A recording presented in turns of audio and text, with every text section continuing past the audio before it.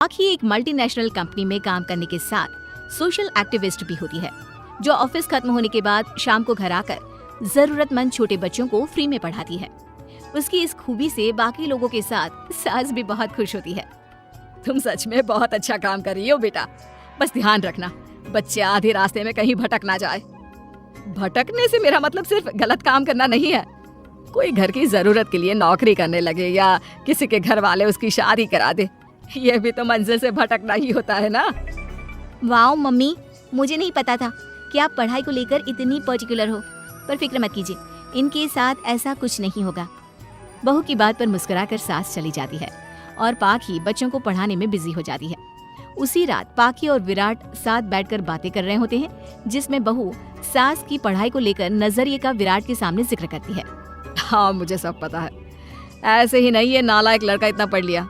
वो मम्मी ही तो है जिन्होंने बचपन से खाना खाया या नहीं से ज्यादा पढ़ाई की या नहीं पूछ पूछ कर मुझे इतना पढ़ने पर मजबूर कर दिया। वो हमेशा मुझे पढ़ाई और सेल्फ इंडिपेंडेंट होने की इम्पोर्टेंस याद दिलाती रही, और आज मेरी ये सरकारी नौकरी, इतनी अच्छी पोस्ट, उसी का तो नतीजा है। वाओ, अगर मम्मी इतनी पढ़ी लिखी है तो कोई जॉब क्यों नहीं करती, और अगर जॉब नहीं करती तो मेरे साथ बच्चों को ही पढ़ा ले। तुम्हें किसने बोला कि मम्मी पढ़ी हुई हैं?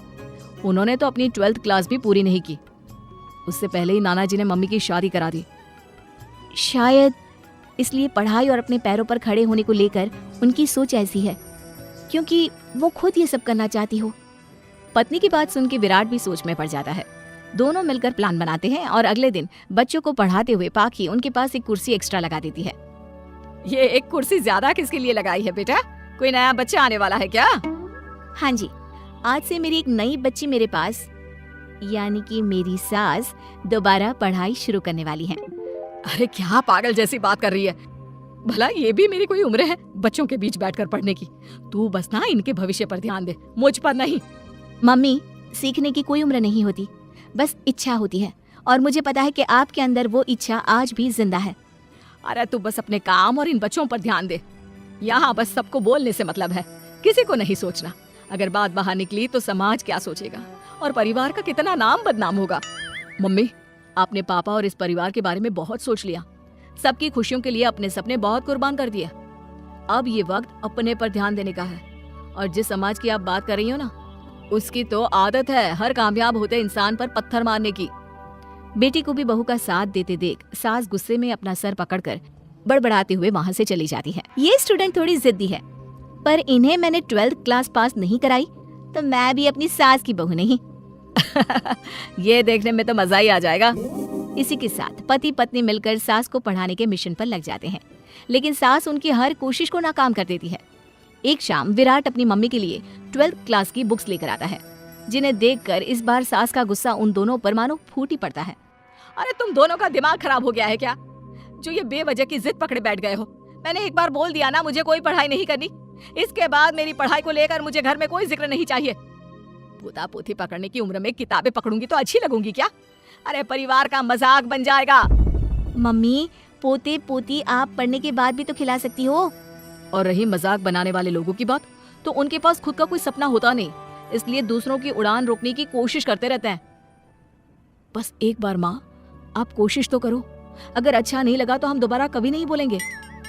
बेटी की बात सुनकर माँ सोच में पड़ जाती है और ये सोचती है कि थोड़े दिन पढ़ लेती हूँ और उसके बाद पढ़ने में अच्छा नहीं लग रहा ये बोलकर मना कर दूंगी। ऐसी प्लानिंग बनाकर वो पढ़ने के लिए तैयार हो जाती है। मौके का फायदा उठाकर तुरंत वे लोग सास का ओपन से 12th में एडमिशन करा देते हैं। मम्मी, आज से आपकी सारी जिम्मेदारी मेरी। अब तो आपका नाम टॉपर की लिस्ट में आने से कोई नहीं रोक सकता। ये मेरे सीधे बच्चे, इन्हें अंदाजा भी नहीं कि माँ का प्लान क्या है। पाखी सास को पढ़ाना शुरू करती है। दिन बीतते हैं, जिसमें धीरे धीरे सास भी कंफर्टेबल होने लगती है, लेकिन फिर पाखी एक सब्जेक्ट पढ़ने के लिए ट्यूशन जाने का सजेशन देती है, जिस पर बहुत गुस्सा, ड्रामा करने और पाखी के लाख बार मनाने के बाद एक बार फिर सास तैयार हो जाती है। थैंक यू मम्मी, आपको नहीं पता कि आपका 12th क्लास पढ़ना हम दोनों के लिए कितना जरूरी है। अब ये सिर्फ आपका नहीं, हमारा सपना भी बन गया है। बहू की बात सुनकर सास अपने प्लान को लेकर सोच में पड़ जाती है। अगले दिन पाखी सास के साथ उन्हें ट्यूशन छोड़ने जा रही होती है, जहाँ रास्ते में पड़ोस की कुछ औरतें बैठी मिलती हैं। अरे वाह विराट की मम्मी, तुम्हारा इस उम्र में पढ़ाई का कौन सा भूत जाग गया? बहू को बोलो कि पोता पोती दे दे और बच्चों के साथ खेलो। अरे क्या उनके बीच बैठकर अपनी खिल्ली उड़वाने चल पड़ी? आंटी जी, जब सरकार या भगवान ने सीखने की कोई उम्र नहीं रखी तो आपको क्या दिक्कत है? अरे देखो तो जरा, बहू की जुबान कैसे कैंची जैसे चल रही है। अब सास घर संभालने की जगह इन सब चीजों पर ध्यान रखेगी तो बहू के तो ये हाल होनी ही है ना। देखा बहू, इसलिए बोलती थी, अरे खाली दिमाग वालों से बहस नहीं करनी चाहिए, क्योंकि वो जब भी मुंह खोलेंगे गू ही बोलेंगे। उदाहरण तो तुमने अभी देख लिया। वैसे बहन, मैं तो अपना सपना पूरा कर लूंगी, लेकिन क्या यहाँ बैठकर पंचायत करने के अलावा तुम लोगों का कोई दूसरा सपना भी है? सारी औरतें चुप हो जाती हैं और सास बहू चले जाते हैं। अब सास के अंदर पढ़ने की इच्छा जाग उठती है और वो अपना प्लान छोड़ मन लगाकर पढ़ाई करना शुरू कर देती है। देखते ही देखते 1 साल बीतता है और बोर्ड एग्जाम शुरू हो जाते हैं। मम्मी, एग्जाम के लिए जाने से पहले जल्दी से ये दही शक्कर खा लो। अरे चल पागल, ये सब बच्चों के लिए होता है। अभी आप भी हमारे लिए स्कूल में एग्जाम देने वाली बच्ची ही तो हो। बच्चों का प्यार देखकर सासू माँ खुश हो जाती है और दही शक्कर खाकर विराट के साथ घर से निकल जाती है, जो मम्मी को एग्जाम सेंटर पर छोड़ ऑफिस चला जाता है।